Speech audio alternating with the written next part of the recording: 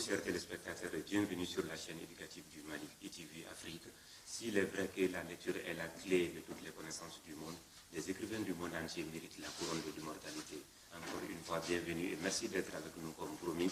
Aujourd'hui, la salle de lecture de la Bibliothèque nationale de Bamako nous accueille dans le cadre de votre émission de préférence, La Cadence des Lettres. La Cadence des Lettres a pour vocation d'enthousiasmer l'esprit et le cœur d'une jeunesse consciente du devenir de la patrie à travers les œuvres écrites. Ainsi, le rendez-vous d'aujourd'hui, c'est autour d'un livre, un essai publié par l'édition Prostil Édition. Le titre, c'est L'Afrique des défis et les défis de l'Afrique. Ce chef-d'œuvre d'analyse des défis auxquels notre continent est confronté est l'œuvre d'une des figures incontournables de la littérature négro-africaine. Il est à côté de moi. Il s'appelle Daouda Tekete, un Malien.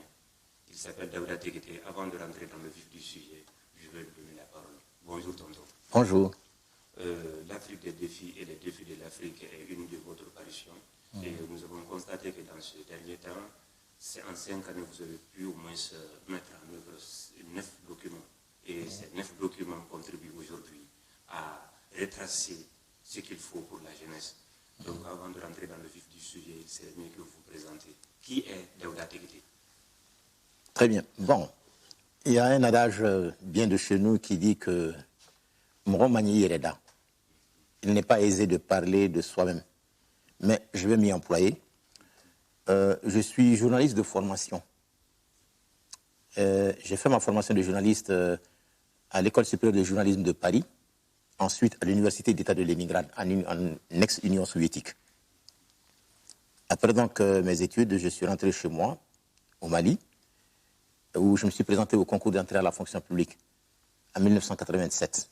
Ça a marché et j'ai été muté comme journaliste à l'Office de radio-diffusion-télévision du Mali, où j'ai exercé pendant 32 ans cette profession-là. Mais en fait, ma carrière professionnelle s'est déroulée entre deux institutions, l'Office de radio-diffusion-télévision du Mali et le ministère de l'Éducation. Sur mes 32 ans d'activité, en fait, je n'ai fait que 12 ans à l'ORTM et 20 ans conseiller technique chargé de la communication au ministère de l'Éducation nationale, où j'ai exercé avec 8 ministres durant ma carrière là-bas, qui s'est déroulée de 1991 à 2013, des périodes qui sont déroulées sur cet intervalle de temps. Bon, après ma retraite en 2018, je me suis essayé à l'écriture. Et comme vous l'avez bien dit dans votre introduction, aujourd'hui, je suis à mon 9e livre. Alors, et j'ai commencé à écrire en 2016, à produire le livre en 2016. Donc, de 2016 à 2022, je suis à 9 parutions. Voilà ce que j'ai pu dire sur moi-même. Vraiment, merci beaucoup. En ce qui concerne votre carrière, vous avez dit que vous êtes journaliste, ça je le sens. Mais qu'est-ce qui vous pousse tant à vous intéresser au continent africain jusqu'à apporter des analyses? Parce que le livre est un essai. Au début, c'était ce que je voudrais savoir. Voilà. Qu'est-ce qui vous a poussé à rentrer au fond comme ça pour analyser le continent africain et ses défis, poser les problématiques en même temps, proposer des solutions? Qu'est-ce qui vous a poussé à le faire? Bon, parce que j'ai très tôt compris que l'évolution géographique, historique, anthropologique, sociologique de mon pays, le Mali, ne peut pas être dissociée de l'histoire de l'Afrique. Pour comprendre le Mali dans son évolution à ces différents aspects, il faut naturellement le situer dans un contexte global qu'est l'Afrique. Nous avons pratiquement, à quelques différences près, les mêmes contraintes extérieures et les mêmes défis intérieurs, je veux dire les pays africains. Donc cela m'a amené, depuis déjà mes études universitaires, à m'intéresser à la compréhension des défis auxquels mon pays est confronté, et cela à travers l'Afrique en général.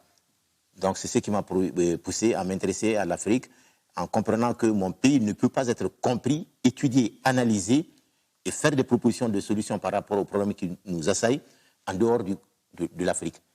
Voilà. À cet effet, il y a, j'ai constaté que parmi les 9 chapitres du livre, tout est introduit par un proverbe africain. Et ce qui m'a beaucoup touché, ce qui avait mon intérêt, c'était de voir, le deuxième chapitre, Vous dites, la pire des pauvretés, c'est l'ignorance. La pire des ignorances, c'est la méconnaissance de soi. Où voulez-vous en venir, tonton? Oui, je vais en venir au fait qu'aujourd'hui, si les pays africains, dans leur unanimité, je le dis sans exagérer aucunement, sont ballottés dans un courant universel prétendument mondialisation, c'est parce que les Africains, il me semble, et je ne me trompe pas en le disant, méconnaissent leur histoire, méconnaissent leur spiritualité. Alors, aussi longtemps que nous allons évoluer dans ce sens-là, nous allons souffrir. Ce que nous qualifions de pauvreté à notre niveau en Afrique n'est pas tant matériel que spirituel. En réalité, c'est parce que nous nous ignorons que nous sommes pauvres. Sinon, l'Afrique est aujourd'hui le continent de façon avérée qui détient les 2/3 des ressources naturelles identifiées, connues. Les 2/3 sur les 5 continents. Mais comment peut-il arriver qu'un continent qui dispose de tant de ressources et qui aujourd'hui a la population la plus jeune du monde se trouve dans cette situation? Et je le dis sans exagération aucune, c'est parce que nous nous ignorons. C'est pourquoi je dis la pire des pauvretés, c'est l'ignorance, et la pire des ignorances, c'est la méconnaissance de soi. Voilà. Exactement. Mais ce qui m'a aussi frappé est que vous étiez, après les analyses, vous avez fait une proposition. Et cette proposition, c'est dans le cadre de la palabre. Mais avant tout, il y a un passage qui a beaucoup suscité mon intérêt. Ça aussi, c'est de savoir, vous écrivez à la page 85 du livre, le mimétisme aveugle n'aide pas la société africaine à se développer. Et sur ce, le secteur de la justice apporte une illustration intéressante de l'empiètrement des formes de gouvernance locale sur le pouvoir des instances officielles. Non seulement les hommes de droit utilisent un jargon qui n'est pas toujours compréhensible par le commun des mortels, les tribunaux sont trop souvent géographiquement éloignés du lieu d'habitation des citoyens. Les textes de loi ne répondent pas, ne correspondent pas, ils ne s'adaptent pas aux réalités locales, mais il en est plus un réel déphasage du droit officiel par rapport au droit coutumier. Et à cet effet, moi, j'aimerais juste savoir, est-ce que, selon vous, êtes-vous sûr que la palabre soit la solution aux multiples déséquilibres dont souffre notre continent, l'Afrique en général, et notre pays, le Mali en particulier? Absolument. Je n'exagère aucunement en disant absolument. Parce qu'aujourd'hui, ce que l'on prétend être nos défis et auxquels nous-mêmes nous agrippons sont loin d'être les défis réels auxquels nous sommes confrontés. Je m'en vais pour preuve dire que, par exemple, quand on prend aujourd'hui les textes qui régissent la plupart des pays africains, tant sur le plan politique, économique, social que culturel, c'est des textes qui sont étrangers à la compréhension de l'homme africain lui-même par rapport à lui-même et par rapport au rôle et à la responsabilité qu'il va jouer dans l'univers. Alors, qu'est-ce que je veux dire concrètement par cela? C'est qu'aujourd'hui, regardez, dans un pays comme le Mali, allons de façon très simple à ce niveau-là, quand on prend un niveau comme ce qu'on prétend être la démocratie, aujourd'hui, quand il y a des élections qui s'agissent à tous les niveaux, je n'exagère rien en disant que pratiquement 80 à 90% des électeurs ne comprennent pas le français. Aujourd'hui. Absolument. Mais quand ils votent pour ces candidats et que certains se retrouvent au niveau de ce qu'on appelle l'Assemblée nationale, et on interdit nos langues nationales, on dit la langue officielle, c'est le français. Et vous prétendez voter des lois au nom de ces populations-là qui ne comprennent en rien le contenu de ces lois, d'abord et surtout parce que c'est dans une langue étrangère, qui leur est étrangère. Réfléchissons un temps soit peu. À tous les niveaux, à l'école, on enseigne aux enfants dans une langue étrangère et une culture étrangère. Comment voulez-vous qu'à ce niveau-là, les gens ne se prennent pas pour autre chose que ce qu'en réalité ils sont? Parce qu'on ne leur apprend rien, d'abord dans leur langue, ce qu'ils sont en réalité. Voilà ce qui fait qu'aujourd'hui, contrairement à ce qu'on dit, on dit, bon, maintenant, il faut essayer de revoir le niveau des enfants, il faut essayer de les former. 1001 approches pédagogiques nous sont proposées aujourd'hui, notamment à l'école malienne.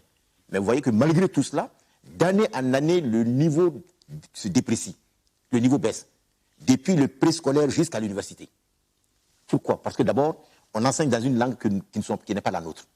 Secondo, on nous enseigne des choses qui n'ont rien à voir à ce qu'en réalité nous sommes.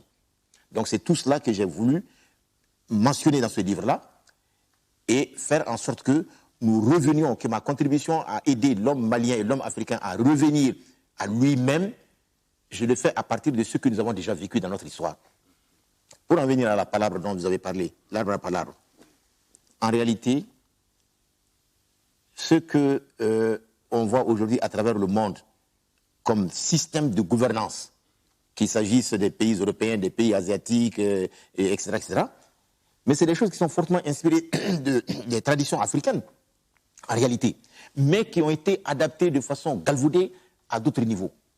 Pourquoi? Parce que tout simplement, chez nous, quand on dit l'arbre à la palabre, bon, ça, même cette appellation, c'est une appellation dont je me méfie, parce que c'est en français. Mais en réalité, dans nos langues, ça traduit mieux notre propre système de gouvernance. Aujourd'hui, on le dit, non? C'est qu'il faut des damouilles. C'était ça en réalité chez nous. On n'attend pas seulement qu'il y ait des conflits pour essayer de voir comment trancher ces conflits. On prévient les conflits. L'arbre à palabre, en réalité, c'était ça. Toutes les actions qui sont menées au nom de la communauté, au nom de la collectivité, étaient conçues dès la base, à travers un système de dialogue par les populations elles-mêmes. C'est ça l'arbre à palabre. J'en veux pour preuve, par exemple, le fait qu'aujourd'hui, jusqu'au jour d'aujourd'hui, les gens s'extasient devant les pyramides d'Égypte. Ces pyramides d'Égypte qui ont été construites par nos ancêtres n'ont pas été construites seulement que par des spécialistes qui sont venus s'asseoir pour voir les dimensions et les matériels à utiliser. Non. Ce qu'on ne dit pas, ces pyramides-là ont été construites à partir d'un système qu'on appelle, par exemple, l'arbre à palabre aujourd'hui. Toutes les composantes de la société qui sont impliquées dans la réalisation d'une œuvre sont consultées avant qu'on démarre cette œuvre-là. Est-ce qu'aujourd'hui, quand on regarde ce que l'on appelle les techniciens à la matière, quand on les regarde, est-ce que quand ils tracent leurs plans, ils font les conceptions et tout, est-ce que c'est eux qui exécutent? Non. Ils font appel à d'autres compétences. Mais si dès le départ, toutes ces compétences ne se retrouvent pas pour voir comment la contribution de chacun doit être prise en compte pour que le travail puisse être fait facilement, ça ne va pas marcher. Donc c'était ça. J'ai donné les détails dans le livre. Oui. Et surtout, vous avez parlé du Gatsata du Rwanda. Même chez nous, ça existe. Et après, j'aimerais savoir, voilà, est-ce que c'est après le conflit, le génocide rwandais, qu'on a voulu faire recours à ce système traditionnel? Parce que c'est trop ça colle beaucoup avec la réalité du Mali aussi. Oui, mais... Le fait de voir que les peuples-là sont identiques à notre société, bon, il y a une analyse que vous faites. Voilà. Oui. En fait, ça n'a pas commencé seulement qu'après le conflit. C'est des choses qui existaient. Vous voyez, malheureusement, nos structures traditionnelles ont été déstructurées par la colonisation. D'abord des Arabes, ensuite des Européens. Mais c'est Gatsata là, vous voyez qu'à un certain moment, n'eût été l'agression des civilisations prédatrices venues de l'extérieur, l'Afrique a connu de tout le temps, avant que ces agresseurs-là ne viennent de l'extérieur, à commencer par les Arabes, ensuite les Européens, il y avait une très grande stabilité sociale. Et cette stabilité était due essentiellement à des mécanismes qu'aujourd'hui on appelle quelque part l'arbre à palabre. Regardez par exemple, quand vous prenez en réalité toutes les structures, sociétés traditionnelles en Afrique, quelles qu'elles soient, je dis que l'Afrique c'est l'Afrique noire, je veux dire surtout, vous trouverez que ce que nous appelons chez nous Sanangunya, ça n'existe pas qu'au Mali. Contrairement à ce que l'on pense, dans toute l'Afrique traditionnelle, il y a le Sanangunya. Le Sanangunya est un élément de l'arbre à palabre, en réalité. C'est qu'il faut. Bon, donc, ces choses-là existaient, mais c'est quand il y a eu les différentes colonisations, d'abord arabes, ensuite européennes, que progressivement, on nous a coupé de nos réalités sociologiques, anthropologiques, historiques, et même aujourd'hui, je pourrais dire quelque part géographiques. Donc, c'est tout cela que j'ai voulu montrer dans ce livre pour que nous comprenions exactement qui nous sommes, d'où nous sommes partis, et aujourd'hui, quelles perturbations nous avons connues et à partir de quel moment, pour qu'aujourd'hui on puisse voir dans notre tradition la nécessité d'empuiser ce qu'il faut pour faire face à ce qu'on appelle aujourd'hui nos défis, alors qu'en réalité, ce ne sont pas nos vrais défis que j'ai identifiés dans ce livre. Exactement. Voilà. Vraiment, grand merci. On continue tout jusqu'à présent. Nous sommes avec le livre L'Afrique des défis et les défis de l'Afrique du célèbre écrivain malien Daouda Tekete. Et on continue. Mais il y a une partie aussi où vous parlez qu'il n'y a de richesse que d'hommes. L'Afrique est un continent sous-peuplé. Et là, j'ai vu que dans le livre, vous malmenez beaucoup l'historien européen, Bernard Lougan, sur les analyses qu'il a voulu faire sur la démographie africaine. Et partout dans les assises, on en parle. les Africains sont nombreux, les femmes africaines font beaucoup d'enfants. L'humanité a l'impression de se plaindre. Donc, vous malmenez l'historien Bernard Louga, mais réellement, les défis auxquels on est confronté aussi, vous avez énuméré l'ajustement structurel avec ses programmes. Donc, la richesse, l'homme est la richesse. L'Afrique est un continent sous-peuplé. Oui. C'est faux, nous ne sommes pas sous-peuplés. L'Afrique, effectivement, est un continent sous-peuplé. Je vais vous prendre quelques exemples concrets. Quand vous prenez, par exemple, un pays comme le Congo RDC. Le Congo RDC, sa superficie est plus grande de 47 000 km² que la superficie de l'Espagne, de la France, de l'Allemagne, de la Suède et de la Norvège réunis. C'est 5 pays. Leur superficie, quand tu les réunis, la superficie du Congo RDC est plus grande que la superficie de ces 5 pays réunis de 47 000 km². Et ces 5 pays réunis font à peu près 290 millions d'habitants, alors que le Congo RDC ne fait que 86 millions d'habitants. Vous prenez un pays comme le Gabon. La superficie du Gabon est 2 fois plus grande que la superficie du Bangladesh. Le Gabon, en réalité, n'a que un peu moins de 4 millions d'habitants, à moins de 4 millions d'habitants, et le Bangladesh a 185 millions d'habitants. Soyons sérieux. On va enseigner à nos enfants qu'en Kadobo, Denguro, là, on est très nombreux. Alors, quand tu prends par exemple un pays comme la Chine, ou bien l'Inde, pour prendre le cas de l'Inde, la superficie du continent africain fait 3 fois et demi, à peu près, la superficie de l'Inde. Or, l'Inde est plus peuplée que tout le continent africain réuni de 100 millions d'habitants. Et voilà des choses simples qui sont là, sous nos yeux, à tous les jours, qu'on doit apprendre à nos enfants, au lieu qu'on vienne leur mentir. Et qu'on nous amène des plannings familiales, des ceci, cela, pour dire qu'il faut réduire les naissances, il faut ceci, ça, il faut ceci. Mais c'est pourquoi nous devons enfin nous réveiller en Afrique. Et c'est tout cela que j'aborde dans ce livre-là. Quand on dit, par exemple, que la pollution, bon, c'est parce qu'ils sont nombreux qu'ils font la pollution. Mais je l'ai dit dans ce livre. Aujourd'hui, on parle de changement climatique, de l'émission trop forte de carbone, hein, qui font que le trou d'ozone est... Bon, quand tu prends cela, hein, et un pays comme, quand tu prends pratiquement l'Europe, enfin, l'Occident, l'Amérique là-bas, et toute l'Europe de l'Ouest, les pays capitalistes développés, par tête d'habitant, ils émettent 12 tonnes de carbone par habitant et par an.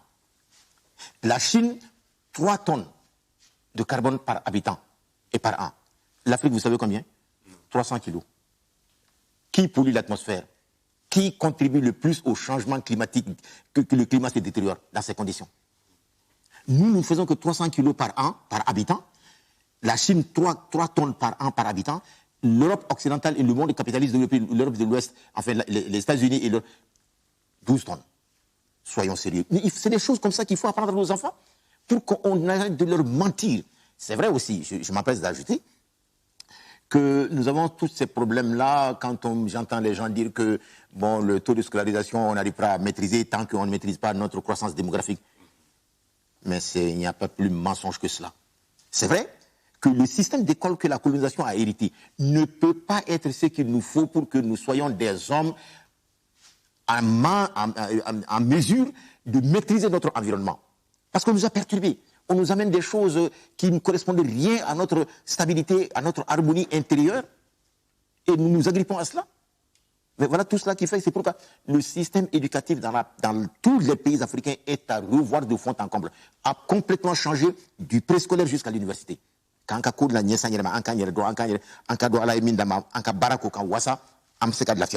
Mais tant qu'on prend la voie des autres là, ce lafia qu'on cherche là, on ne l'aura jamais. Ah oui, absolument. Vous savez, face à toutes ces analyses, il y a une question qui vient automatiquement, c'est de savoir, durant 500 années, pourquoi tant de haine envers l'Afrique seulement? Parce que l'étude comparative que vous venez de faire entre Bangladesh et le Gabon, mais je ne pense pas si dans les discours de Bretton Woods, tous ces pays-là sont ciblés. Mais c'est toujours l'Afrique qui est ciblée. La question qui me vient automatiquement en tête est de savoir pourquoi tant de haine envers les Africains. Parce qu'ils ont compris que les intérêts qui sont les leurs ne peuvent jamais se maintenir tant qu'ils ne créent pas chez l'Africain l'impression, l'idée qu'il ne vaut rien, il est inférieur aux autres, alors que c'est le contraire. C'est le contraire. Ce contraire-là aussi, je l'ai dit dans un des chapitres que j'ai appelé le défi de l'identité. Mais c'est le contraire. Tous les phénotypes que tu vois aujourd'hui dans le monde, qu'il s'agisse des Arabes, des Européens, des Américains blancs et autres, là, ils sont tous issus de l'Afrique. Des grands chercheurs de chez eux même le disent, ont écrit après des recherches scientifiques avérées. Tous les autres types d'hommes aujourd'hui sur Terre, leur origine c'est l'Afrique. On sait quand est-ce que l'homme est devenu blanc. On le sait. Historiquement, sociologiquement, génétiquement, c'est connu. Scientifiquement, c'est connu. Donc, tout cela, ils savent que nous sommes dans un continent où la plupart de ce qu'eux, ils ont, et à partir desquels ils disent qu'ils se développent, Est-ce que vous savez que, par exemple, 67% des intrants, c'est-à-dire les matières premières, 67% des matières premières qui font fonctionner les industries dans le monde occidental, qu'il s'agisse des États-Unis, de l'Europe de l'Ouest et autres, ça vient de l'Afrique. Alors, tout ça, on cache nos enfants, on ne leur apprend rien, vous n'êtes rien, vous n'avez rien. Si vous ne faites pas ce que nous vous demandons, vous n'allez pas venir. Mais c'est parce qu'ils savent que si nous comprenons ces choses-là et que nous appuisons sur nous-mêmes, nous fondons notre capacité d'aller de l'avant sur nos propres ressources, tant humaines que naturelles, tout va s'arrêter chez eux avec le système qu'ils ont. Tout.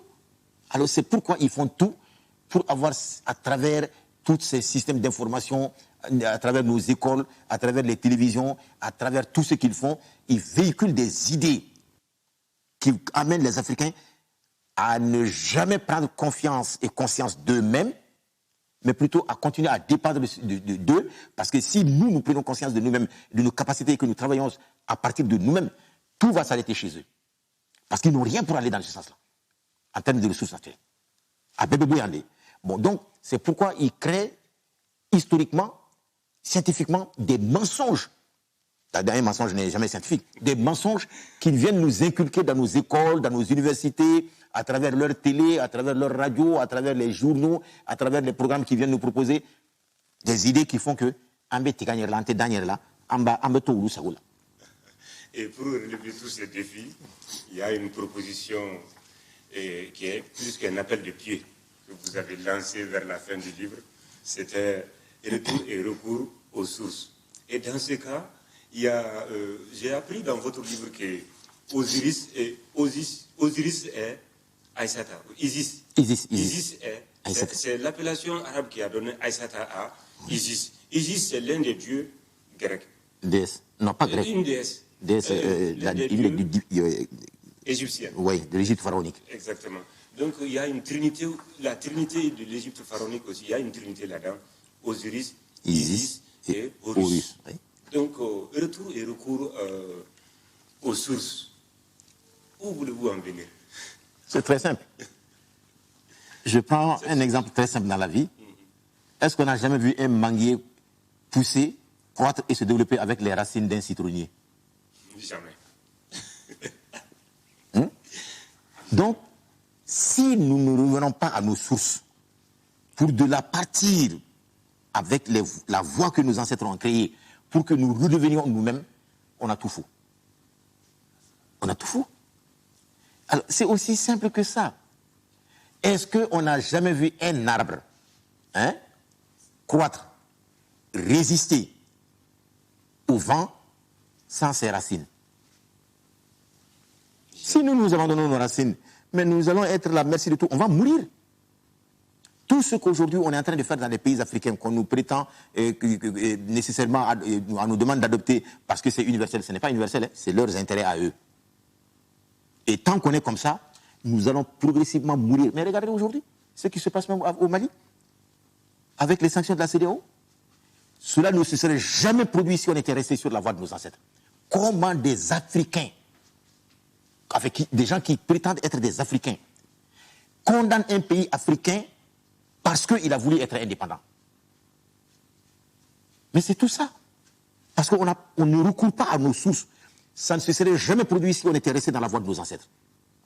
Mais parce qu'on pense que cette façon de faire, on doit l'adopter prétendument démocratie, c'est la démocratie universelle, des trucs comme ça. Et c'est connu aujourd'hui.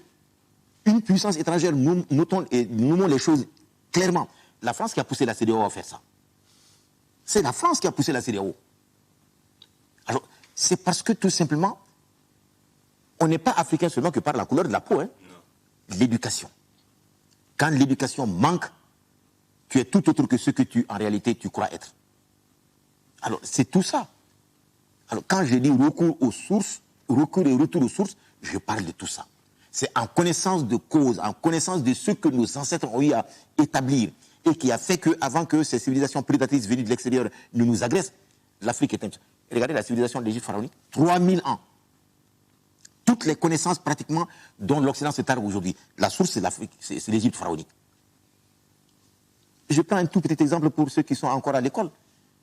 Quand on dit le théorème de Thalès et le théorème de Pythagore. Mais c'est faux. Ils ont appris ça dans la bibliothèque d'Hamès. Hamès qui était un scribe égyptien noir de l'époque pharaonique. 2000 ans après sa mort que Pythagore et Thalès sont venus apprendre ça dans sa bibliothèque et ils sont allés chez eux pour dire que c'est eux qui ont inventé. Aujourd'hui, les preuves sont là. Ça a été démontré par des Occidentaux et même des grands chercheurs européens comme quoi Thalès et Pythagore ont menti. C'était des théorèmes qui étaient inventés par Hamès, qui était un scribe égyptien noir, qui a vécu 2000 ans avant Thalès et Pythagore. Quand on prend un autre exemple, comme par exemple quand les étudiants en médecine la finissent et qu'ils prêtent le serment là, hein, je jure de ne pas faire ça, de ne pas faire ça, bon, qu'on appelle le serment d'Hippocrate. Oui, le serment d'Hippocrate. Hippocrate même l'a dit, il a écrit. Mais pour que nous, Africains, nous dépressions, qu'on croit que nous sommes rien, ils ont transformé ça avec les siècles pour donner l'impression. Mais aujourd'hui, c'est avéré. Ce n'est pas vrai. Ce n'est pas... Hippocrate même a écrit, il dit qu'il a appris ça auprès de Imhotep. Imhotep, c'était un Égyptien de l'Égypte pharaonique noire. Voilà autant de choses comme ça. Hein? Tous les grands théorèmes qui égale 3,1416, c'est de l'Égypte pharaonique. Oui, ça, hein? Il y a même la et aussi, des trucs comme la surface du rectangle, le calcul, la formule de la surface du rectangle, de la circonférence et tout, c'est l'Égypte pharaonique, des Noirs. Et ils ont pris ça, ils mentent, ils disent que c'est eux qui ont inventé. Et nous, ils viennent nous dire ça, nous aussi on croit à ça. Tout ça, c'est pour créer psychologiquement un complexe sur le noir, qu'il croit que l'autre est supérieur, alors qu'en réalité, c'est lui qui est supérieur à l'autre. Je ne le dis pas pour faire mal, mais quand on sait que celui dont tu es issu, et comment est-ce que toi tu peux être meilleur à lui si, en réalité, il est vrai que tu es issu de lui? C'est tout ça qu'on doit apprendre à nos enfants. Et on ne le fait pas, on leur amène des programmes d'enseignement depuis le préscolaire jusqu'à l'université, des mensonges, truffés de mensonges, mais ils vont toujours croire que les autres sont meilleurs à eux. Ils ont fait ça parce qu'ils savent que c'est la seule voie qui va leur permettre de nous dominer, de nous maîtriser et d'exploiter chez nous ce qu'il y a de mieux et qu'eux, ils n'ont pas, et qu'ils l'exploitent à leurs seuls avantages, au détriment de nous-mêmes. C'est tout ça que j'essaye d'expliquer dans le livre, pour qu'on en sorte. Vraiment, merci pour l'intervention. Notre émission arrive vers sa fin. Mais avant ça, on va vous donner la parole encore. Et je vous rappelle, nos chers téléspectateurs, que c'est Daouda Tekete, l'écrivain malien, qui, dans l'Afrique des défis, les défis de l'Afrique soulèvent de multiples problèmes. Donc, tonton, votre mot de la fin, votre mot de la fin. Mais n'oublie pas que dans notre émission, on a préparé un cadeau spécial, spécialement pour vous. Mais avant tout, votre mot de la fin. Bon, notre mot de la fin, c'est que j'appelle les uns et les autres à travailler dans le sens de mieux se connaître. Comme je l'ai dit tantôt et dont vous avez évoqué l'aspect aussi, la pire des pauvretés, c'est l'ignorance, et la pire des ignorances, c'est la méconnaissance de soi. Voilà. Merci. Merci. Ainsi s'achève notre émission. Grand merci à vous qui nous suivez depuis dans vos salons en face de votre écran. Avant de nous séparer, je vais vous faire plaisir avec une citation dont tonton va nous nommer à qui la citation vient. Ce que nous voulons, je cite, ce que nous voulons, ce que nous visions dans votre éducation, c'est de réveiller justement le bâtisseur de nation qui dort en chacun de vous. C'est de réveiller le créateur qui dort en chacun de vous. Par conséquent, il n'y a qu'un seul salut. C'est la connaissance directe. Et rien ne pourra nous dispenser de cet effort. La formation égale, la vérité triomphe. Formez-vous. Armez-vous de sciences jusqu'aux dents et arrachez votre patrimoine culturel. Ou alors traînez-moi dans la boue si quand vous arrivez à cette Si quand vous arrivez à cette connaissance directe, vous découvrez que mes arguments sont inconsistants, c'est cela, mais il n'y a pas d'autre voie. Tonton, c'était? Bon, ça c'est aussi simple que de l'avoir, c'est Cheikh Anta Diop. Exactement, merci. Merci mes très chers amis. Merci et bonne suite de programme en compagnie de la chaîne éducative du Mali. Bye bye, à la prochaine.